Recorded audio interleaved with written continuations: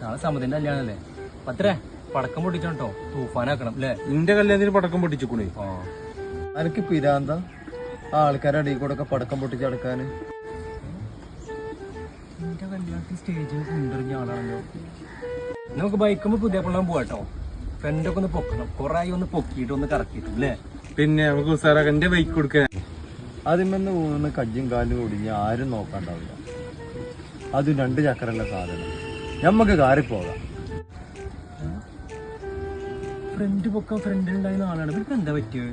ഇച്ചറിയില്ല കേട്ടോ ഇത് എന്തായിക്കണെന്ന്. എന്നുവെച്ച് ബോട്ടിമൂളെങ്കിലും വെക്കാണ്ടോ? ബാബുവിന്റെ തോട്ടത്ത് പൂളടിച്ച് മറ്റൊരു ബോട്ടിമൂളിയും വെക്കാം. എന്തേ ആ ഉസാറാവട്ടോ. അതൊന്നും വേണ്ട. ആ പാവ രാവിലെയും വൈകുന്നേരം വന്ന് നനച്ചു വെക്കണ പൂളയാണ്.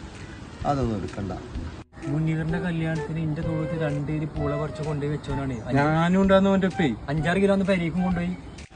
ആ പാൻ്റല്ലേ അടി കൂടെ ഇട്ട് വലിക്കണത്, അതൊന്ന് മോളിക്ക് കയറ്റി വെക്കാം.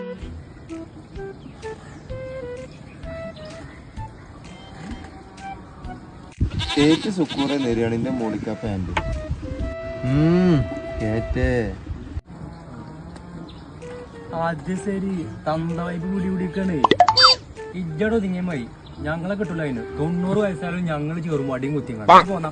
ഓനെ കല്യാണത്തിനല്ല ഷഷ്ടിമൂർത്തിക്ക് കഴിഞ്ഞ് പറ്റുള്ളൂ.